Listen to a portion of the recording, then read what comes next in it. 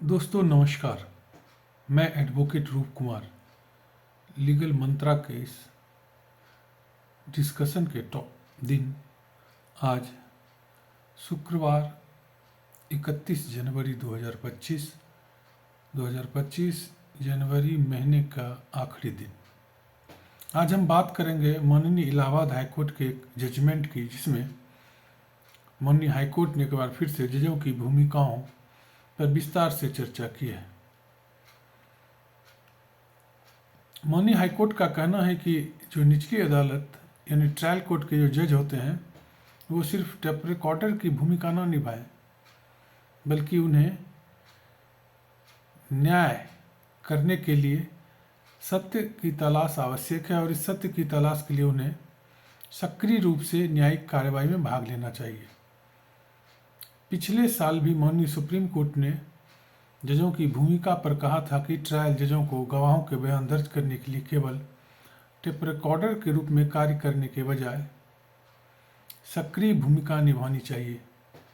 यदि अभियोजक यानी पीपी द्वारा कोई चूक होती है तो न्यायाधीश को हस्तक्षेप करना चाहिए और गवाह से प्रासंगिक जानकारी प्राप्त करने के लिए आवश्यक प्रश्न पूछना चाहिए।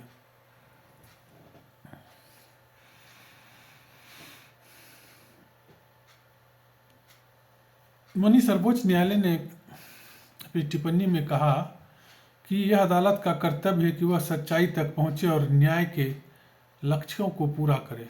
न्यायालय को विचारण में सहभागी भूमिका निभानी होती है और गवाह द्वारा कही गई बातों को रिकॉर्ड करने के लिए मात्र टेप रिकॉर्डर के रूप में कार्य नहीं करना चाहिए। उस समय के माननीय chief justice D Y. Chandrachud, justice JB.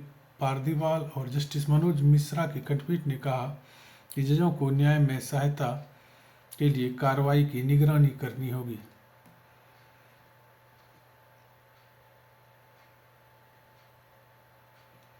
आज फिर से माननीय इलाहाबाद हाईकोर्ट ने इन तथ्यों को दोहराया कि विचारण न्यायालय यानी ट्रायल कोर्ट के जजों को काफ़ी सतर्क होकर न्यायिक कार्रवाई में सक्रिय रूप से अपनी भागीदारी दिखाने की जरूरत है।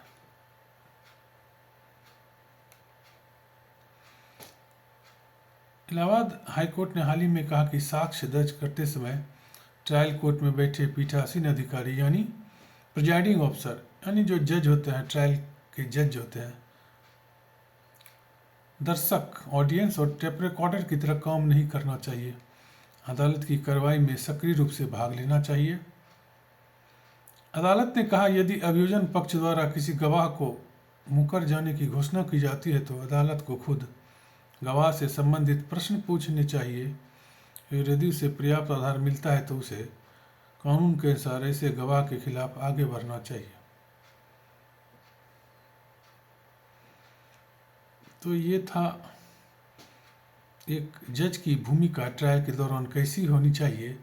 इस पर सुप्रीम कोर्ट और माननीय हाई कोर्ट के द्वारा दिए गए महत्वपूर्ण फैसले और 31 जनवरी 2025 को माननीय इलाहाबाद कोर्ट ने फिर से यह दोहराया कि ट्रायल जज सिर्फ टेप रिकॉर्डर न बने, मुकरने वाले गवाहों से प्रासंगिक सवाल पूछें। आपको ये जानकारी कैसी लगी? आपकी नज़र में एक जज की भूमिका न्यायिक व्यवस्था को बेहतर बनाने में कैसी होनी चाहिए? अपनी राय ज़रूर दीजिएगा। चैनल को लाइक और सब्सक्राइब कीजिएगा। आज के लिए इतना ही। नमस्कार।